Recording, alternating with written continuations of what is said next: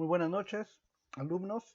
Vamos a dar inicio con la penúltima sesión ya de nuestro curso de operaciones contables. El objetivo de este curso ha sido, pues, darles a conocer de manera general los conceptos y fundamentos básicos que se manejan dentro de las empresas a través de las operaciones contables que se realizan.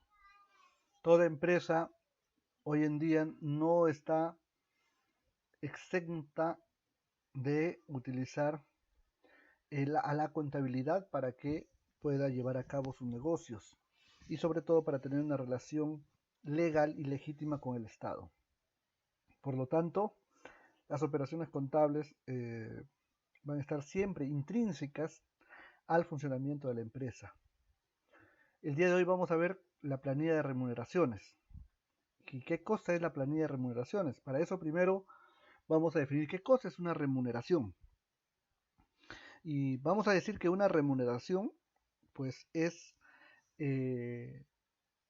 lo que un trabajador percibe, ¿no? Un importe dinerario eh, a cambio de prestar su trabajo o su servicio, en este caso su trabajo efectivo a la empresa. Es decir, el trabajador o el empleado trabaja en la empresa en un cierto periodo y la empresa tiene que pagarle por ese servicio. Todo aquello que recibe el trabajador y que es de libre disposición de este, o sea, del trabajador, se denomina remuneración desde un punto de vista amplio de lo que es remuneración. ¿Ya? Es todo aquel ingreso que percibe el trabajador a cambio de su trabajo y del cual puede realizar una libre disponibilidad, es decir, lo puede utilizar en lo que él más desee y en lo que más necesite. Ahí la empresa no tiene nada que ver una vez que ya le pagó. Entonces, ese es el concepto de remuneración.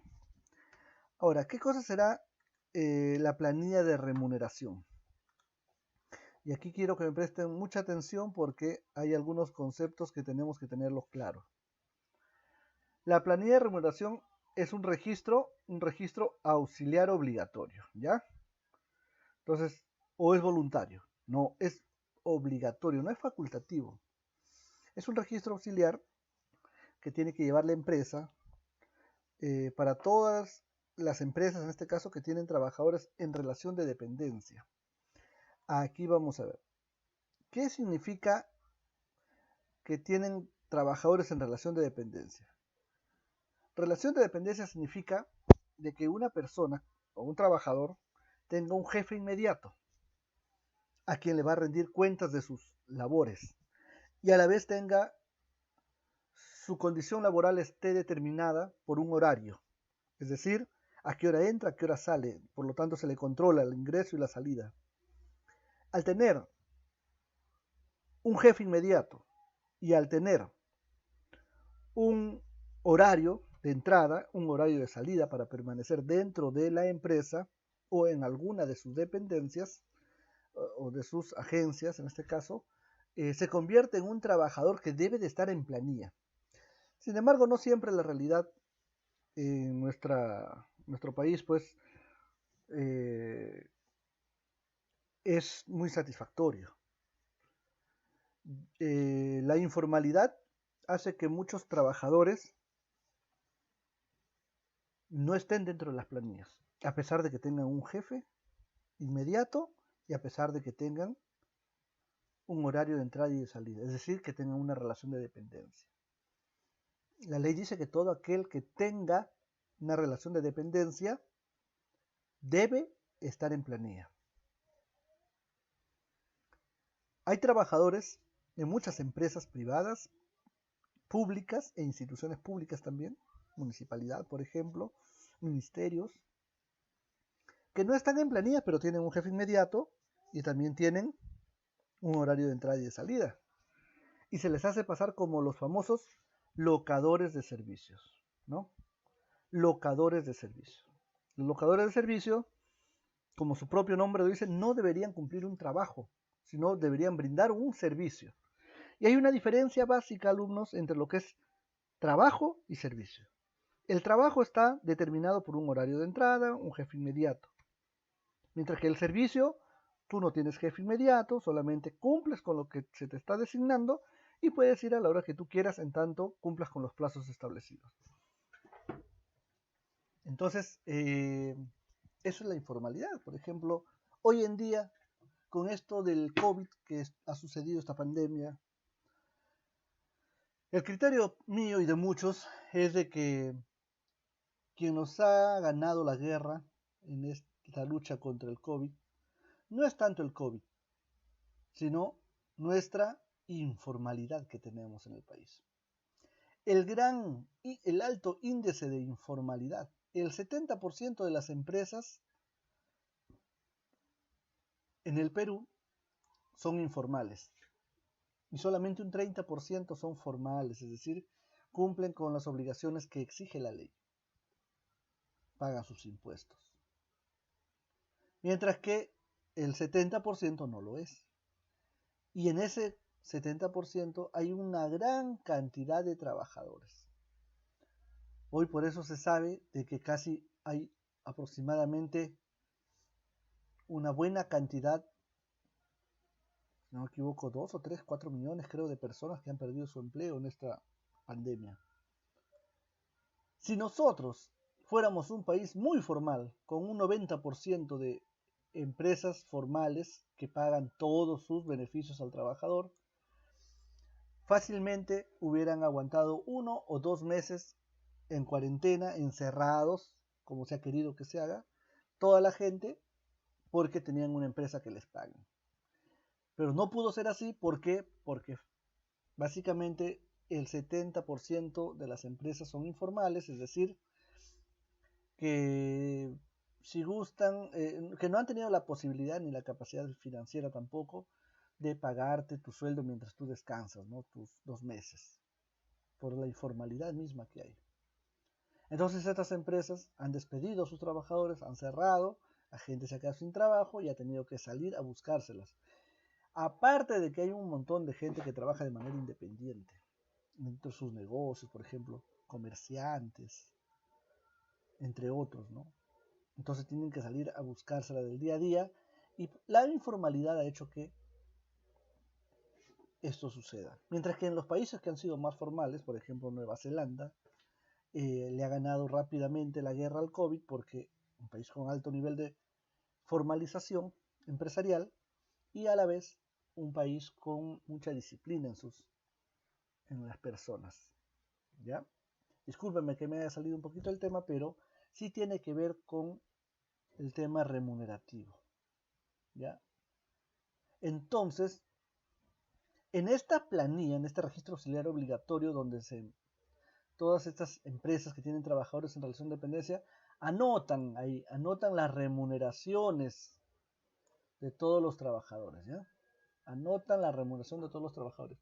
Los trabajadores que ingresan a trabajar deberán ser registrados dentro de las 72 horas. Se les tiene que pedir toda la información al trabajador, declaraciones juradas, todo lo que se necesite para que se le pueda ingresar su información a la planilla, que es un sistema donde se reporta que hay un nuevo trabajador dentro de la empresa.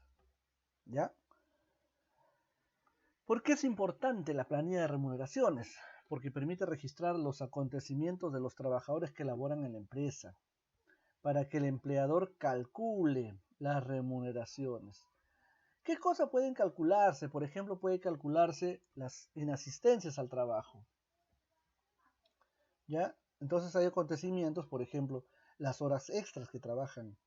También te puede registrar las tardanzas, porque por cada tardanza muchas veces pues hay descuentos, o por cada día no laborado se le descuenta, o de repente le toca salir de vacaciones, tiene que registrarse en la planilla, se le paga sus vacaciones, ¿no? Se le adquirió un seguro al trabajador, igual, o sacó préstamo el trabajador, de la misma forma, de repente es por convenio con la empresa para que se le haga descuento por planilla. Entonces, ¿qué significa el descuento por planilla? Que en la planilla de remuneraciones, en vez de que gane, si antes ganaba 2.000 soles, ahora tiene que pagar un préstamo de 500 soles mensual. Y si es esta entidad financiera ha hecho un convenio con mi empleador, entonces mi empleador me retiene esos 500 soles.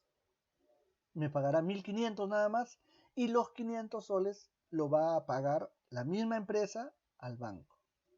¿Ya? Entonces hay retenciones que se hacen muchas veces en la planilla.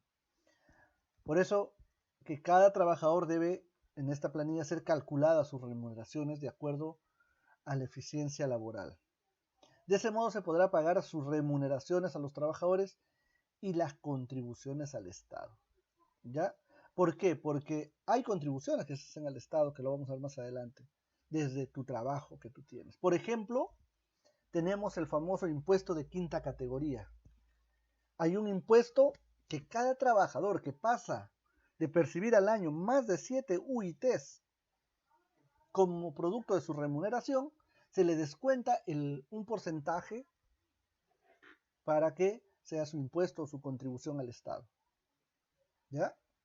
Así que aparentemente parecería que si una persona gana 4.000, bueno, está bien pagada, 5.000 está bien pagada, pero a ellos se les hacen unos descuentos por diferentes conceptos y van recibiendo menos. Vamos a ver más adelante qué cosas es lo que reciben. La planilla de remuneraciones debe ser autorizado por el Ministerio de Trabajo, ¿ya? Y Promoción del Empleo. ¿Ya? Ministerio de Trabajo y Promoción del Empleo. ¿Ya? Este es la entidad que supervisa pues las planillas para verificar que se estén desarrollando adecuadamente los pagos a sus trabajadores o empleados. El rayado del libro de la planilla, es decir, cómo se estructura, cómo es el formato del libro de planilla. En primer lugar, vamos a decir que un libro de planilla no es uniforme. Puede ser un rayado simple o complejo. Depende de la necesidad de la empresa o el número de trabajadores que laboren en ella. Entonces, más adelante vamos a ver cómo es la estructura de un libro de planilla, pero por ahora vamos a decir que no es uniforme, ¿ya? No hay una estructura fija, porque cada empresa pues tiene sus suficientes necesidades o particulares necesidades, que a la vez tiene que, de acuerdo a eso, estructurarse. Los conceptos que se pagan se descuentan o se retienen. Hay dos tipos de libros de planilla, que en el fondo son similares, pero hay una diferencia sustancial entre ellos dos. Tenemos la planilla de sueldos y la planilla de salarios. Eso significa que sueldo y salario no es lo mismo. Y eso es bueno que lo tengamos muy claro desde ahora. ¿Ya? A veces vamos a confundir cuánto estás ganando, cuánto es tu sueldo y cuánto es el salario. Hay una diferencia. Pero vamos comenzando con el concepto de la planilla de sueldos, o vamos viendo primero la diferencia entre sueldo, salario y honorarios. ¿Ya? ¿Qué cosa es un sueldo? ¿Qué cosa es un salario? ¿Y qué cosas son los famosos honorarios? Porque eso lo vamos a escuchar y deben ustedes estar acostumbrándose al manejo de estas terminologías. Entonces tenemos sueldo. En primer lugar vamos a comenzar con sueldo, pues está un poco más abajo el que lo hemos puesto. ¿Ya? En primer lugar, el sueldo se paga por mes o por quincena. ¿Ya? Y se paga por trabajos intelectuales, administrativos, de supervisión o de oficina. ¿Ya? Es decir, son trabajos de administrativos mayormente que se realizan, de oficina. ¿Ya? Y se hace un pago sin diferenciar o descontar si es que hay feriados, sin descontar lo que son feriados, ya lo dije, y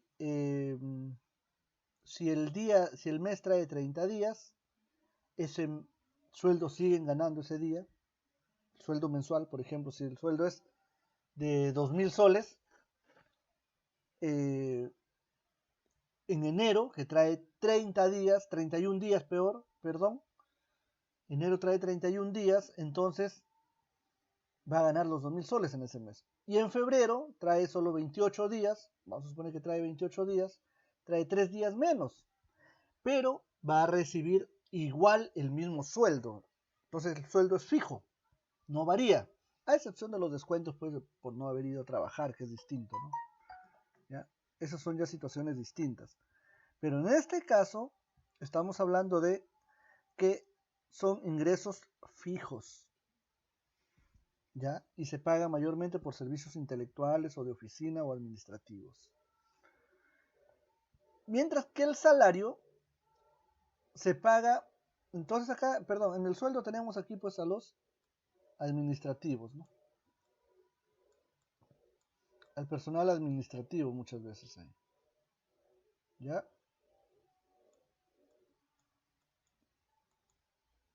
Mientras que el salario se paga por hora o por día, aunque se liquide semanalmente, se aplica más bien a trabajos manuales o de taller. Es decir, mientras que acá están los ejecutivos, los empleados de una empresa o una institución pública o privada, los salarios son percibidos pues por los que hacen trabajos manuales o en este caso los obreros de la entidad. Y muchas veces pues eso está sujeto a la cantidad de días que trabajes, porque no siempre puede haber producción, entonces vas a recibir un salario, no siempre va a ser fijo. O en su defecto, vas a hacer horas extras y por lo tanto no siempre va a ser fijo tampoco, porque algunos harán 2 horas extras por semana, 3 horas extras por semana, otros más, menos. Así que cada uno lo hace y es un tema muy distinto entre cada trabajador. El salario mayormente pues entonces se aplica para quienes hacen trabajos manuales o son conocidos también como obreros, ¿ya? Y se maneja una unidad de tiempo, ¿no? Que puede ser por horas, por día, ¿ya? Esto hay que verlo bien. Les invito a que revisen otro concepto de estos sobre sueldo, salario y honorarios, dijimos. Acá no lo tengo apuntado honorarios, pero es necesario que se sepa que los honorarios se pagan a aquellas personas que realizan trabajos, servicios profesionales. Es decir, que emiten un recibo por honorario. Si reciben un recibo por honorarios, dice, ¿no? Van a recibir honorarios, salario, sueldo y honorarios. Los honorarios son percibidos por las personas que realizan un servicio profesional y emiten su recibo por honorario. En este caso, en muchas de estas empresas informales se hace eso, ¿no? Y se paga con el recibo por honorario a los locadores de servicios mayormente. Entonces, vista esta diferencia, vamos a decir que la planilla de sueldos, la planilla de sueldos es diferente a la planilla de salarios. ¿En qué sentido? Que es utilizada la planilla de sueldos exclusivamente para empleados, ¿ya? Mientras que la planilla de salarios es utilizada exclusivamente para los obreros, ¿ya? ¿Qué más en la planilla de sueldos? Sueldo se denomina la remuneración en valores monetarios que periódicamente, o sea, ya algo fijo, ¿no? Percibe el dependiente de una empresa por desarrollar normalmente por trabajo de carácter intelectual o de oficina, que se llama, ¿no? Y la planilla de salarios es utilizada para registrar las remuneraciones de los obreros. Se denomina así a la remuneración en términos de unidades monetarias que periódicamente percibe el dependiente, o sea, el trabajador, por desarrollar normalmente trabajo de carácter manual. Por ejemplo, yo trabajo en la Municipalidad Provincial de Guarmey y acá en la municipalidad yo estoy en la planilla de sueldos, ¿ya? Porque soy un empleado ahí. Realizo más trabajo de carácter intelectual.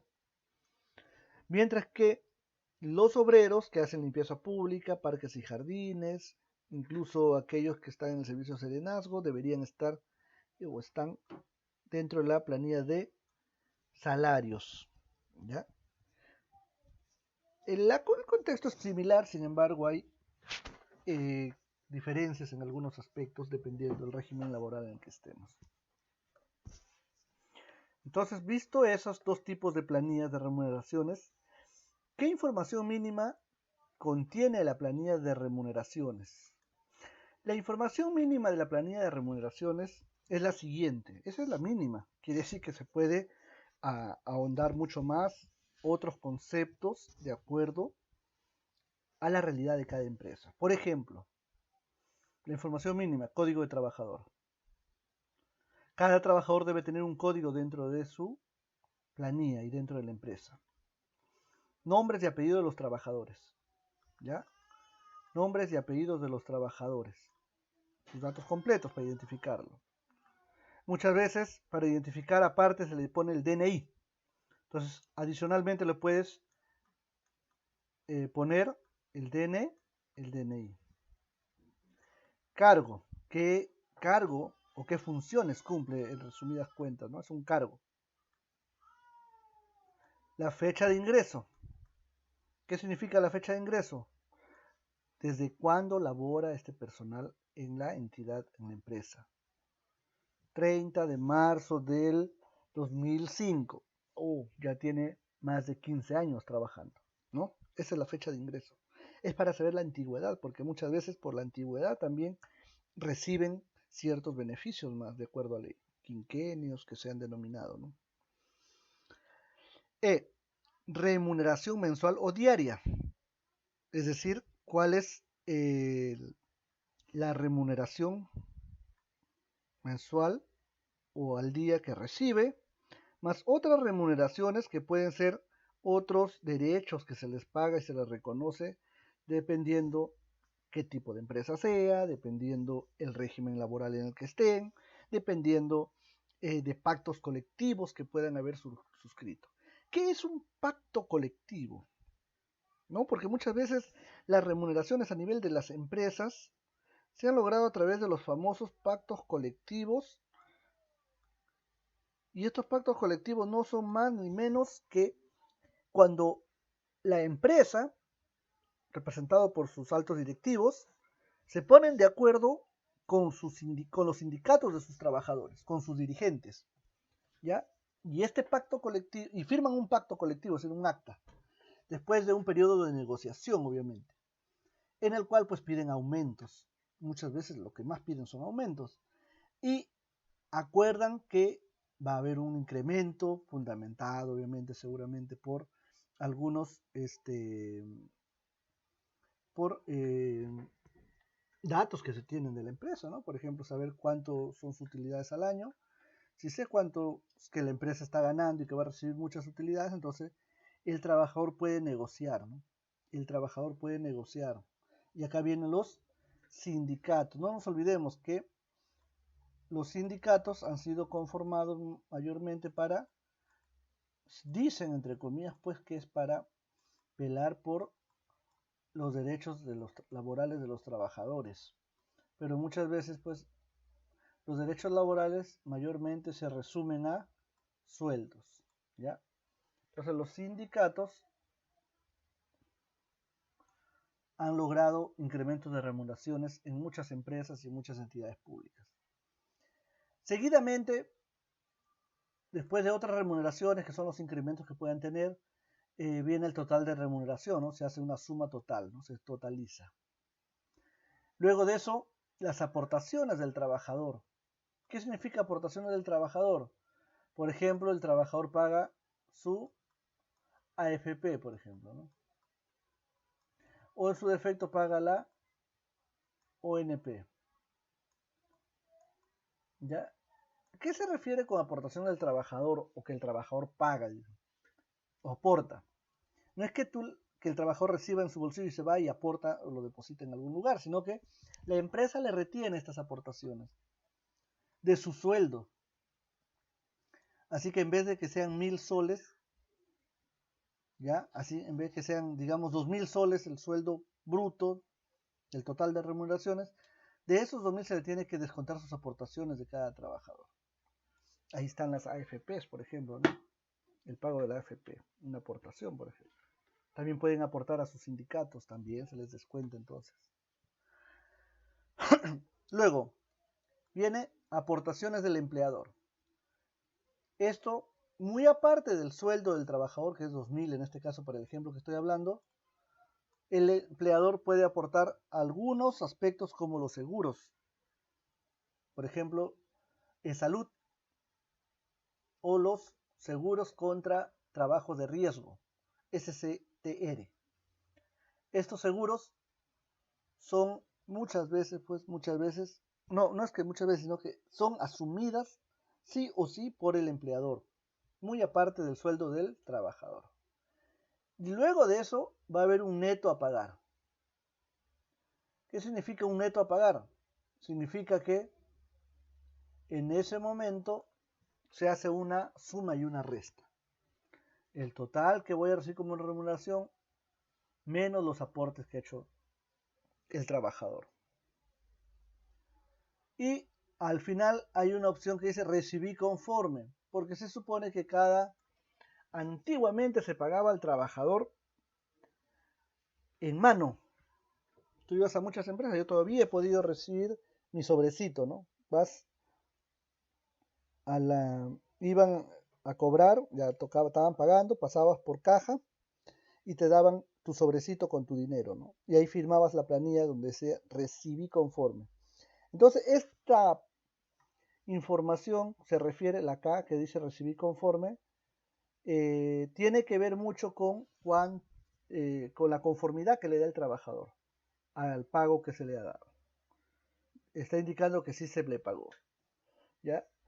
Pero ahora todo es ya sistematizado en muchas empresas, así que muchas de estas boletas de pago, porque de la planilla salen las boletas de pago, ¿ya? De las planillas sale un boleto de pago donde te dicen tanto estás percibiendo, tantos son tus descuentos, todo un detalle. Te entregan esa boleta de pago y tú firmas la planilla. Solamente eso ahora. Porque todo ahora mayormente es a través de entidades financieras. Te aperturan una cuenta en el banco y te dan tu tarjeta, el banco te da tu tarjeta, si es Banco de la Nación, Multired, o si es algún otro banco, pues una tarjeta Visa para que puedas sacar el dinero en el momento que tú quieras, pero ya no te lo pagan en físico, sino te depositan a una cuenta bancaria. ¿Ya? Entonces, a ti ahora ya no te entregan la boleta, el dinero en efectivo y firmas, sino que ahora recibes solamente la boleta y firmas, pues, ¿no? Nada más, ya el dinero te lo depositan a la cuenta. Este es un modelo, que no sé si lo pueden ver, pero ya en la reunión de la noche vamos a ver. Este es un modelo de planilla de remuneraciones, ¿ya?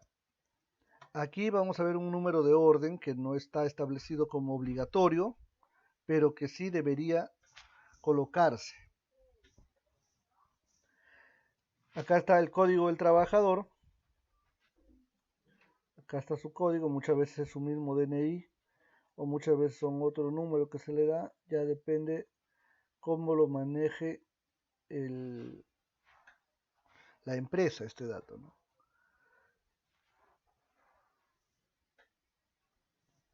Luego vienen los apellidos y nombres que hemos dicho, su cargo u ocupación. Luego viene si está o no si es beneficiario o no de lo que se le llama una asignación familiar, los ingresos o la remuneración del trabajador, ¿ya?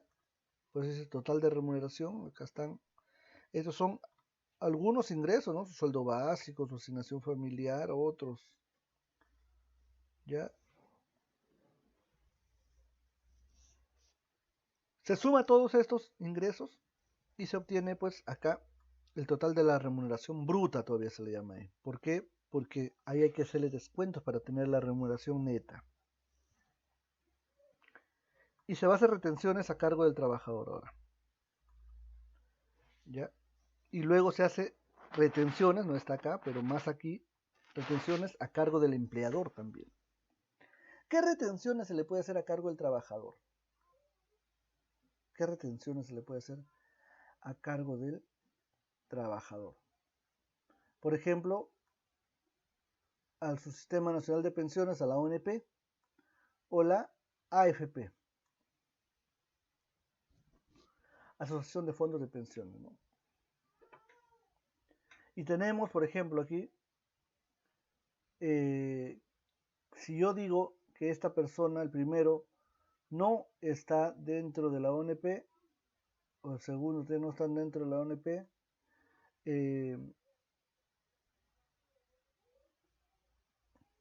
no se le llena nada en esta parte, ¿no?